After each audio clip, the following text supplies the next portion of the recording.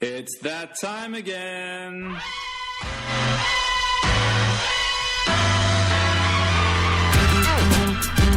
out!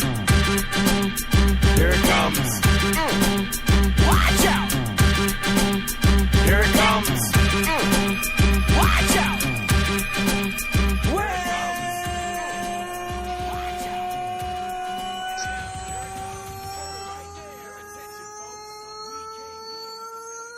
Welcome to the COURTSIDE Podcast. I'm your host, Wayno, and with me, the People's Champ, Vinrock. Vince, welcome back to the show. That took you long enough. The intro. 3 attempts, Jesus. Jesus. And of course, we're joined by the one, the only, Sydney's second richest man, according to Vince, Stu Benson. I'll tell you what, my Bitcoin's gone to shit, so I could be the third richest man by the end of this week, or I could be the most richest man on the planet. You never know with Bitcoin. It'll bounce back. Don't worry, it'll bounce back. I liked your little chuckle at the Wayno in the introduction there, Vince. You're still not used to it, are you? No. Sounds weird. I'm going to bang out another 300 episodes before he gets used to it. Pretty much. I'll take 5. I think it's because you go, it's Wayno. You just go, it's Wayno. You're a tough crowd tonight. You're a tough crowd. Tackling the big issues. It's good to be back. Plenty of banter to come. Plenty of NBA to come. First, some house cleaning for all the regular listeners out there. And yeah, some house cleaning. We need to clean up around the house a little bit. Okay. We're just about to put our wipes on the show. It's a new podcast. No, for all the regular listeners out there who subscribe, or gracious enough to subscribe to our season pass, you may have received an email through the week saying that you have been bounced from it. Do not be alarmed. You still have access to the show. We've done away now with our season pass, moving in a new direction. So all content, former and new, all free. Yay! I'll put some clapping in there or something. Yeah. Oh, cool. Sound bites and claps. The crowd goes wild. So we're moving in a new direction. Some announcements will be later on, but free shows. Back how it should be. But we're going to jump into the Eastern Conference. Man, I'm going to eat a little bit of humble pie. I think you're going to eat some too, Vince, on this one. We're going to talk about the Indiana Pacers, 30 and 25 on the season, 6th in the Eastern Conference, 6-4 in the last 10. I didn't have them penned for making the playoffs. Neither did you, Vince. But Stu, tell us why we were so wrong. I was very convinced. I was convinced by Victor Oladipo, and I don't know. I just like the pieces that they had. I still do. Turner, and I just like Lance. I don't know. There's something about the energy, something about their ages all being very similar. I don't know. I mean, I just had a gut feeling. It's a combination of all of that's coming together, and they're very unpredictable. And I think teams really struggle getting in front of them. They're a fast team. You're very gracious in your boasting, so thank you for that. I've got to say, I think this team doesn't work if the 3 pieces they brought over from OKC, or at least 2 of the 3, don't pan out. I mean, I've been super... without doubt. Oladipo's one thing and deserving of a All-Star nod this year, but I've got to say, I know, Vince, you had your eye on him early on. Sabonis, wow, that kid can play. Yeah, I was surprised they threw him in the package, but I guess you have to give up something to get a guy like Paul George. But who's the GM now at Indiana? Is it Kevin Pritchard? Pritchard, yeah. Yep. Yeah, good job getting him. The kid's going to be, I'm not sure he's going to be an absolute star, but he's going to be a hell of a player. I mean, he comes from good stock. I mean, Arvidas was a gun. This kid will give him a double-double every night. And the OKC fans, such as Dan May, ouch! I think... Just another thing to complain about down there at OKC. Oh, man, rough if you're an OKC fan right now. Oh, the OKC blunder. I didn't see Oladipo doing this, though. Like, he was always a solid player, always a good player. I didn't think he'd take it another level like this. So I think good on Benson for picking I can't say I thought he'd be all-star, but I did know coming back to his home state in terms of where he played collegiate basketball. I think I said it like I've spoken about him. I mean, even when I was guesting on the show, I mean, it just never felt like he was in the right situation, the Orlando situation, the OKC situation. It just didn't feel like I just thought he was a guy who was just waiting for the right team and the right opportunity, and then he would validate his number 3, drafting position. And man, I mean, they're just a friggin' fun, exciting team, and that's a core that they could keep together, salary cap permitting, for a long time. You got guys like Thad Young being essentially a veteran, but I mean, it's an awesome team. It's a bonus. Like you said, Vince, I don't think he's ever going to be an all-star, but off the left shoulder, off the right shoulder, he's a mini crafty version of his dad, and the stock's got a lot to do with it. Yeah, I think with Oladipo, I don't know if it's something about that, that third, fourth year guys were like when they really take it serious. Do you know what I mean? Like he obviously had a chip on his shoulder from OKC because he was injured, and then he came back and he wasn't, he was still obviously dealing with that. But this offseason, he really took care of his body. I follow him on Instagram, and just the transformation that he made. I think, once guys, especially the young guys, once they really start to nail down on their diet and, how they prep for games and for, the duration of the season, they really just take that jump. Yeah, and I think it was probably the first time that he, probably thought that, this is his team. Like, I think he really felt that, whilst it's not nice to get traded, the fact that Indiana would trade Paul George for him, I mean, that's a lot of faith in what is essentially a young guy who still hasn't found his groove. And so, I don't know, I think he's just rewarding the management at Indiana for basically handing him the keys to the team, because that's what they did this offseason. Just because we doubted you, Stu, I was like, I'll keep an eye on Indiana this year just to see, how they pan out. Yeah. Vince, you weren't so lucky with Sacramento in the West, unfortunately, but...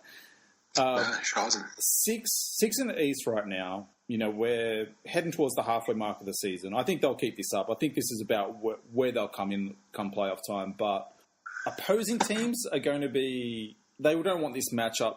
If they can stay healthy, like that rotation of Al Jefferson, Miles Turner, and Thaddeus Young, I mean, that's a lot of bigs to throw at people. Al Jefferson's playing fantastic right now, but... I tell you what, where they are right now, if we went to the playoffs right now, I would watch this series in a heartbeat, because that would be matched up against Cleveland. And I don't think, at the state of Cleveland, I don't think LeBron wants a piece of Lance Stevenson in a 7-game series, because Lance is playing like he's enjoying basketball again. Turn it up, Mick. Turn it up. Did you almost breach copyright? You can't call him that. No, I nearly did. But seriously, you reckon No, look, all I'm saying is just the state of Cleveland. Does not fear Lance. I know. All the Indiana Pacers. Lance would get under his skin. Yeah, you know what? Lance isn't as good as he was back then. So I don't know, man. LeBron's still the best player in the game. So good luck to Lance. A lot of dust to get off the shoulder. No, I'm with you, Wayno. Seriously, I don't think the Cavs in the third position right now want anything to do with the Pacers. No way. And their pace and their logjam of bigs. Really, it's not a good matchup for the Cavs. Not at all. Not at all. We'll see. But anyway, the Pacers, they're going to come under pressure from Detroit and the Sixers and the Heat. So it's not a foregone conclusion they're going to stay where they are. No, that's true. That's true. And look, injuries happen, so... The streaking Pistons. Well, speaking of the streaking Pistons, glad you brought them up, Vince. Great segue. How about that? The Detroit Pistons, 26-26, sitting 9th in the Eastern Conference, 4-6 in the last 10, and a 4-game win streak, 3 with a newly acquired Blake Griffin. And can I just give one shout out and a public service announcement? Sure. Yeah, do it as slow as you want, though. Take your time. Thank you. If you're listening to the Rip City Bad Boys, do it with your windows up, because I was at the lights here and I had, this was a sunny day, windows down. I thought I'll listen to Rip City because Keelan tweeted me and said, there's a good rant on here, and I said, I like a good rant. And I'm at the lights and there's this old couple, so they've got their windows down. And the first thing they hear is, we could have just kept fucking Michael Curry when he was coach. And they looked at me, I sort of looked at them, smiled, and just, that's Americans for you. So, yeah, but great show. If you want to check that one out, there's a really good rant on the Pistons getting Griffin. And, check out the Rip City Bad Boys. Some thoughts on Detroit while you're at it, Vince? I actually really like it. I like the pairing of Griffin and Drummond, and I know you're high on Ish Smith, and I like Ish Smith, but Reggie Jackson, Drummond and Griffin, to me, that gets me excited. And if you're a Pistons fan, I think you should be excited. I know they're paying a lot of money, but I don't know. I think that's sort of a trio that can get things done, especially if Jackson stays healthy. And I think that can attract free agents to Detroit. Yeah. Oh, you know who they could take? Who? I'm scared. They can have him for nothing. Oh, my God, he's terrible. Oh, Caldwell. He's fucking Did you say terrible. Caldwell Pope? Yeah, seriously. I sometimes wonder if that guy's actually played basketball before sometimes when I watch him. Like, I know he can play basketball, but just in a system, it doesn't seem like he can play basketball. I think he turns up, he sort of turns up, and then he disappears for 3 games, and then he's like, oh, geez, I better perform.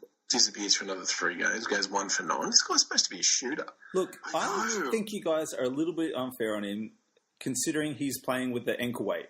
Okay, like. It's a shit signing, and Van Gundy was right to let him go, but look, I think once Reggie's back, these guys are going to be really fun. I don't know how much cap flexibility they're going to have to be able to attract free agents, and I'm a big Tobias Harris fan, so it's a bit of a shame that they couldn't get that to work. But man, it's looking peaches and cream over there at the moment. We'll see how long it lasts and whether or not they can sneak back into playoff contention. I think they can. I like the fact that Stanley Johnson's getting minutes now. Yes, thank you. Great.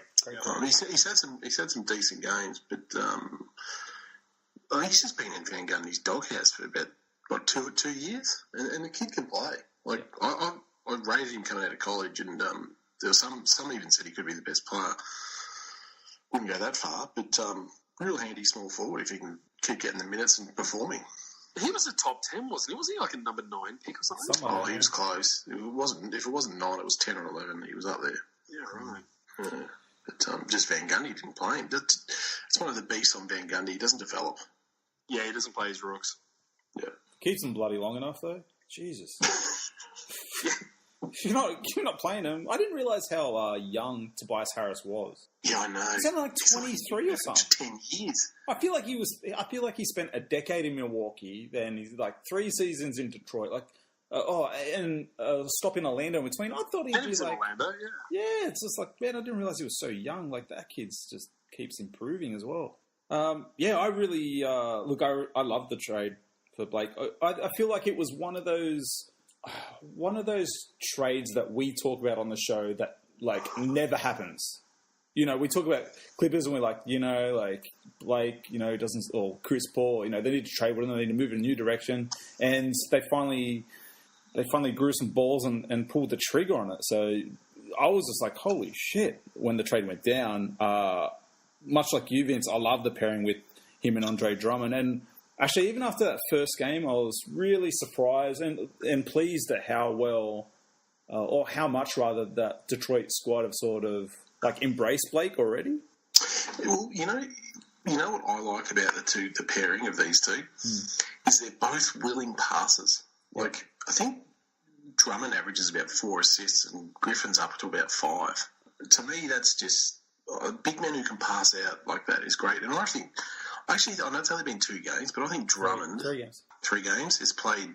I just think he's played better without Tobias Harris there. Normally, when we talk about Detroit, we talk about how they just like have a good roster, solid roster, but just underachieve year after year. This year, they came out and they, were looking like they were going to top the Eastern Conference. Obviously, they came down to earth.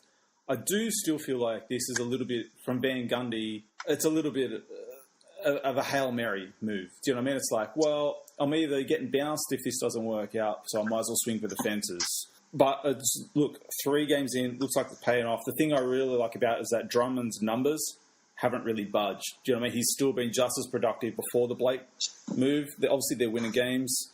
Look, I'm not super high on Reggie Jackson, so I'm of the mind of I think you should just give the starters minutes to Ish Smith and use that flexibility to bring in another piece that could help. But, in saying that, willing to see how it all pans out. 26 and 26, they're sitting ninth. I think they'll make the climb up into the playoffs. So I think they'll probably finish around 7th seed. But, man, I think it's a good move. I don't know why people are bashing the trade. I think Keelan King, he was just... He likes Griffin as a player. He's happy, he's 28 years old, but it's the amount of money they've tied up. Yeah, that's why I kind of think you need to move Reggie. Look, you probably do, but I still think that trio looks really good. And final thing for me, before I let Benson chime in, I hope people realise just how good Andre Drummond is. I don't think he gets the love he deserves in Detroit. Well, I think Blake said it today after the Portland game. He was like, it's amazing how easy Drummond makes a 15 and 15 look. Yeah. You awake, Benson? Or? Stu? I am. Look, I think Detroit fans have got a lot to be happy with in the sense that they're both big, long contracts. I mean, so those guys are going to be paired together for the foreseeable future. And, we've seen in LA that Blake, as Vince said, is a willing passer around the basket. We've seen how he and DJ thrived against each other as Lob City, even without Chris Paul. So, I mean, if Jackson and Smith can get into the mix with utilizing these guys on the break, running wings and getting their own little version of Lob City, I mean, that's a formidable front court for years to come. But, they will encounter cap problems with Blake's contract. I do think that I think Reggie has got to be top of the list of expendables with the way the Dish is playing, which is unfortunate because I think the three of those guys would be super fun to watch. But, I think the trade still, to my mind, is still very even. I don't pick a winner out of the trade. I think the Clippers did very well. If you were to look at the Clippers roster a year ago and then look at it this time next week when I imagine DeAndre Jordan won't be a Clipper, I mean, that is an absolute 99% overhaul. It's unbelievable. Yeah. It is... I can't remember a team that has been a playoff contending, conference championship contending team to have been essentially 99% rebuild within 12 months. It's bizarre. It's Jerry West, man. Yeah, he's getting amongst it. But to talk about the team of the topic, talk about the Pistons, I think they can definitely get in playoff contention. I think they will definitely be, a late seed, a 7 or 8. And I wouldn't want to be playing them in the first round either because they're just Van Gundy is just extremely unpredictable as to what schemes he'll throw at you when you've got two very big, capable guys of giving you, 20 and 15 paired up. I don't know. I wouldn't want to face him. What about Vince's best friend, Anthony Tolliver? Oh, I was about to mention that. He's balling. He's like, and he's just in the league in arse slaps per game as well. Hey, dickhead, there's no heat between me and Tolliver. Hey, there's no heat between me and Tolliver. I know. Me and Anthony Tolliver are good. I know. You're on Facebook together. Mm-hmm. He comments on your posts, so that's what I mean. You're bestie. The only thing he doesn't like is when we have a go at Steph Curry. That's his boy, I think. That's his boy, right? But, we know what you're doing, AT, trying to get that free agency move to the Warriors. We know what you're doing. The other thing I've got against Anthony Tolliver, it's in 2K. He's got a hitch in his jump shot. He gets blocked a lot. He does have a hitch in his jump shot, though. Yeah, I know. But he gets blocked a lot. Well, 2K. He leads the league in arse slaps per game, so nobody congratulates another player like AT. Well, just on Reggie Jackson, I haven't really looked around who's available, but Reggie Jackson. Sorry. If you trade him, you've got to get at least a first round pick back and try and get a point guard in the draft because Ish Smith is okay, but I don't want Ish Smith as my starter. Look, I think you give Ish Smith. I think I don't know. I feel like that kid's playing real well. You've got a Woody for Ish Smith. I knew you were going to say that. Here we go. You find these players and he's so good. Look, you rub one out. What I'm saying, give him the starters minutes, draft a young point guard, let Smith show him the ropes, and you've got your replacement afterwards. I'm just saying, use the money to take that pressure off you from Blake and Drummond because you want to keep those two together as long as possible and keep them happy. And I think, look, unfortunately, Jackson's just a bit expendable right now after this move. And Swap him for Tyreek Evans. Van Gundy's had his back for forever. Like, do you know what I mean? Like, it's time he lets go. I mean, maybe they look at Denver and look to bring across Moutier or someone like that. I don't know, but yeah. What about Jackson for Conley? Well, then you just got even more troubles. Actually, I like the Moutier one because I do like Moutier. Anyway, let's move along now. But they're not going to want another point guard, so they're not going to go for it. Yeah, I don't know. I don't know what the movie. I just feel like Jackson's probably the piece that you need to move upon. You know who? No, he's too old. I was going to say Patrick Beverley would fit nicely in there. Tough, rugged, hard-working, fit well in Detroit. Dude, I just feel like sometimes with Detroit fans, they're trying to fill this mold of the bad boys. I just feel like it's time to let it go. Nothing wrong with that. There's nothing wrong with that, but they're not that team, and this team's not that team, so stop trying to make that team by bringing in pieces that you think fit that mold because it's different era. They won the 04 championship, that just hard work, Well, there's nothing wrong with that. I want to get back to that. Get the hard work top players in. Sure. Okay. I see your point. Well, let's move across to the Western Conference. We want to talk a little bit of tragedy with the New Orleans Pelicans. 28-25, 8th in the Western Conference, 5-5 in their last 10. Tough loss today. Even tougher, though, the loss of DeMarcus Cousins. Oh, man. It looked like nothing on the replay, too. And that's when you know it's bad. When no one's straight away. When no one's around them and they go down, you're like, that's the season. Brutal. I just can't talk about it. I mean, what a stellar Absolutely season. Brutal. What a stellar season he was having as well. Yeah, thank you. It just makes it worse. I don't know why. Ray, you were having the best season, Look, buddy. don't be so depressed. I'm the one who should be a bit depressed because now the slap bet is in question. It was never in question. Look, Pelicans, they're making the playoffs still. I think they're going to hang on 8th seed. So for all our new listeners, there is a season-long slap bet going at the moment. I, of course, bet that the Pelicans would make the playoffs.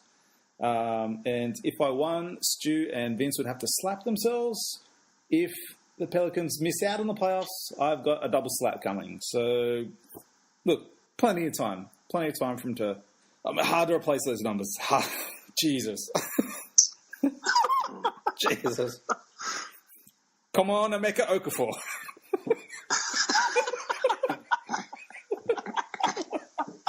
You are dreaming. I'm growing. I'm so glad that Met's back in the league, though. Yeah, look, I'm growing my beard back full strength. Ready for the end of the season. Just for a little bit more cushion on the slaps. But, yeah, I mean, look, they missed out on Greg Monroe. They were gunning for him when he was released by Phoenix. Yeah, they pick up Emeka. Cue the crickets. No, it is good to see him back in the league. I think he was out of the league for a few years because of a neck injury, was it? Yeah, From memory? Yeah, the nerves. Yeah, he had massive herniated discs and things. That's messed up. Well, it just sounds sore. But what is he, 35, 36? Yeah, I mean, look, he was playing well in the G League. Well enough, obviously, to get the call up. Well, you and Benson could play well in the G League. Bloody hell. I'll take that as a compliment. Thank you. If you were 6'11", you're like a brick outhouse. But no, look, I think he'll come in and be solid. I mean, he's not going to be the Okafor of old, but if you can give him some, 10 minutes of good service, a few rebounds, block some shots, score a little, garbage points. He's on a 10-day contract, so there's a lot to prove. I mean, obviously they need him for weak side defense, which is plays into his strong card. I mean, yet to see how much of his game's gone to, from when he left the league, but not a bad signing, not a bad guy to take a chance with, and knows the league, so... I think they'll put him on 2 10 days, and I think if he gets through that without any injury or pulling up, and if he shows that he's able to do back-to-backs, I think he'll be in. He'll be in for the season. Look, slap bet aside, they were punching above their weight. They were spreading the scoring nice amongst them. I mean, Drew Holiday and chiming in with some great numbers, and obviously got Rondo orchestrating the point. I really, you got to feel for the Pels fans. I mean, this was definitely going to be the year, and it was going to be Boogie's first year in the playoffs as well. Far out. Yeah. Like, talk about just the absolute shitstorm of bad luck. It sucks. I mean, look, I think he's going to have to evolve as a player. Someone as big and heavy set as him. I've spoken to a couple of guys that I know have had Achilles injuries, snapped Achilles over the last couple of weeks. We've been talking about him at basketball, and everybody said the bigger you are, the harder it is because of the weight and the push off and the acceleration that you need. But he's a guy who's I think's always excelled, despite the fact that he doesn't really play above the rim. I mean, he's not always a big jumper. He's just a big guy. Yeah. I think he can come back to this really well. It's funny you mentioned that, Stu. I was thinking about it because I've got a lot of time on my hands lately, and I was thinking about it today. And you're right. He's not the most athletic centre you see. He's a big, heavy guy, and I was just thinking, man, how's he going to come back? What's his style going to be like? Is he going to shoot a lot more jumpers? And then it's like, are the Lakers going to try and sign him? Will he just go stuff it on getting the payday from the Pelicans because I don't know how I'm going to come back? Yeah. Are other teams going to take a risk signing him? Wait for him to come back, and there's a risk he might not be as good. Talent. Yeah, you take a risk. I think that whoever suitors for him is probably going to be talking like decent money, but I think they're going to be talking 1 year, and I think he's going to have to show that he's back. I think his big payday is probably another season away. But the consensus from the guys that I play with, and there's guys that I play with who are ex-NBLers, or they used to play in training squads and scrimmage squads. But the majority of them do think the consensus is that he's probably going to have to drop some weight. And the benefit is, and everybody said that the benefit is that the guy's rangy. Like, he will shoot an 18. He will shoot a 23-footer with his eyes closed. So he's got the benefit of that, he's not like an Emeka for a Dwight Howard that is going to struggle with the fact that maybe they can't be as quick on the tip or on the rebound or on the putback, that he can go to what he knows. And what he knows is that he can shoot. Yeah, look, he already dropped a heap of weight leading into this season, so I don't think... I think that plays into his hand. He wasn't playing heavy this year. So, I mean, it's going to be up to him now to keep that weight off.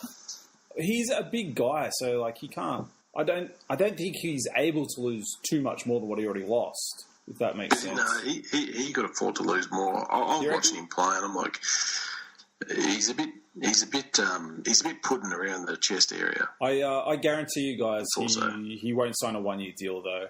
I just think, talent level alone for Boogie, a team will take a chance. A team will totally... I would almost say a team will max him out, regardless of the injury. On a repaired Achilles. Yep. I don't think it'll be a question. I think it won't... No one will sign before they see him back on the court and see him moving, but I guarantee there's teams out there, all those bottom dwellers, imagine what they'd give up for him, even just potential-wise. Yeah, but he's not going to sign with any of them. But I mean, if you're saying he'll go stuff it, I'll sign for as much money. Man, there's bottom dwelling teams. You think Phoenix wouldn't take a chance on him? Yeah, but I just don't think he signs in Phoenix though. I think before the injury, I think he's bolted to the Lakers. With the injury, I think he stays at New Orleans. I'd lean that way as well. Yeah, I think it's just stuffed our plans. I just can't. I'm just shattered. I love DeMarcus Cousins, as you all know. And then what annoyed me even more, you see people on Twitter who I know they hate DeMarcus Cousins. It's like, oh, the poor guy.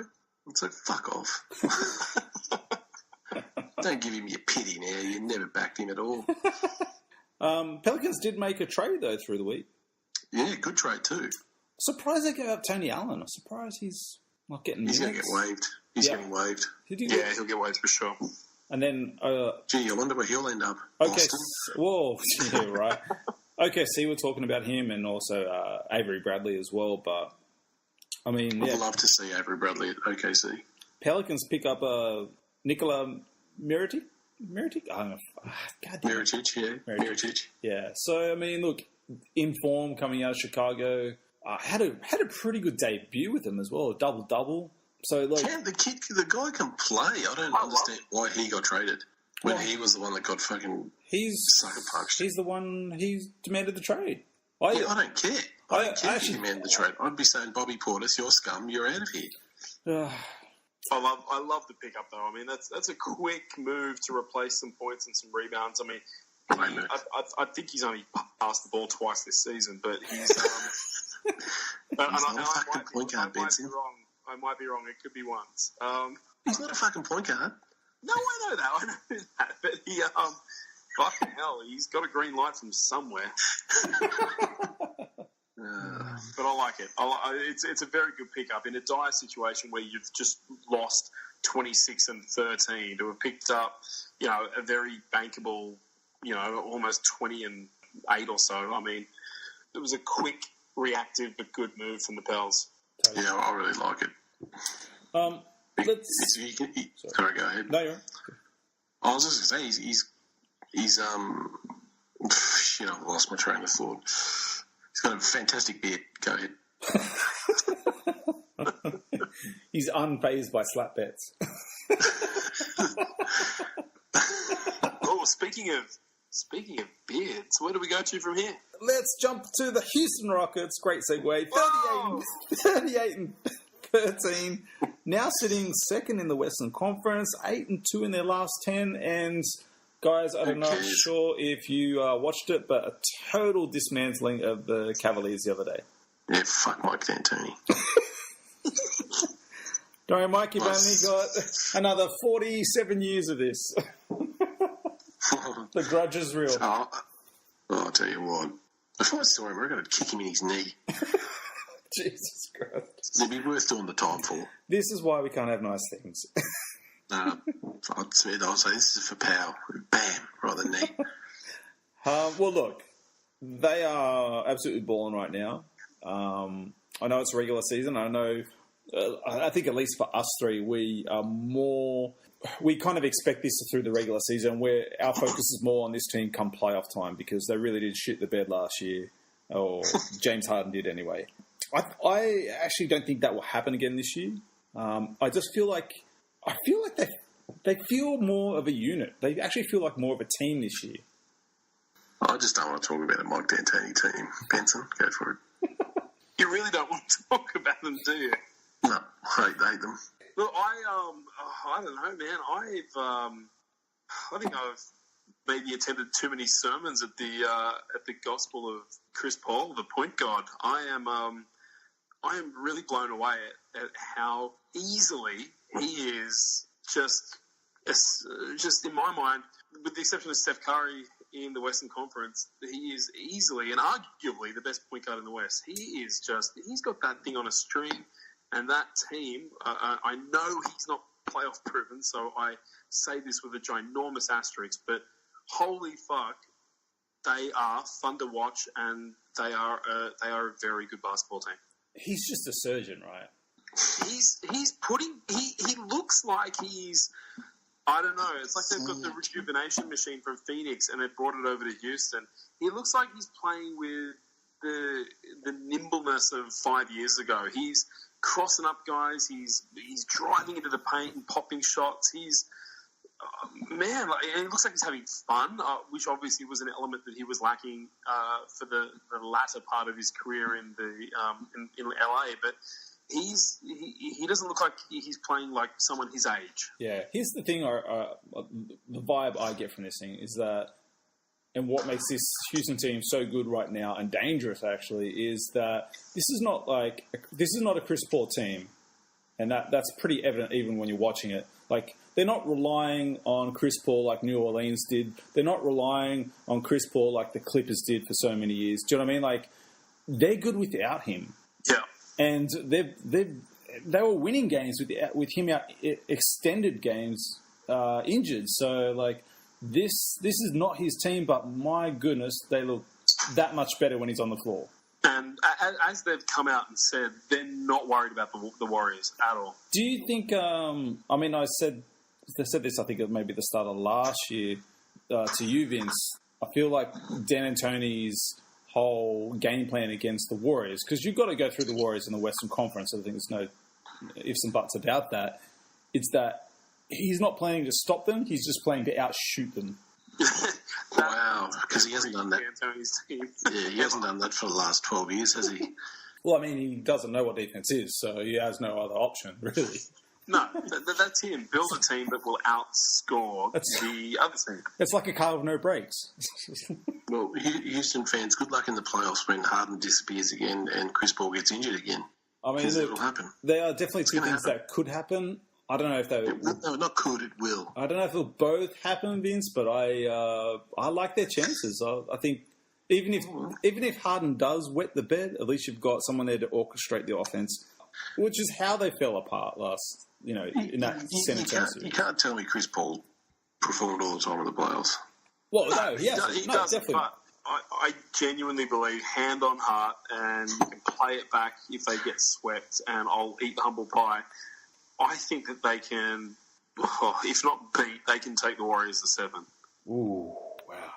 They are a good team. They really are. I don't like D'Antoni. I've never been a massive Chris Paul fan. And the Rockets, for me, have always just been a meh team. Like even Elijah One Days and Drexler and those guys. Like I've never had an affinity with Houston. I just don't know why. They've just never done anything for me. And I've been watching a lot of their games this season, and I love watching them. They're a really good basketball team. If they win the title, I don't think I can go on watching NBA.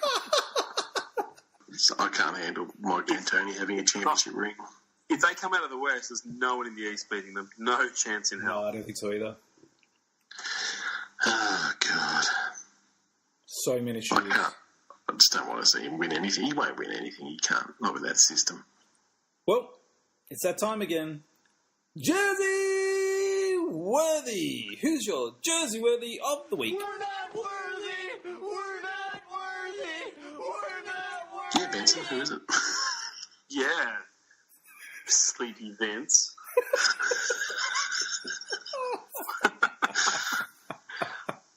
Wayno. It's Wayno.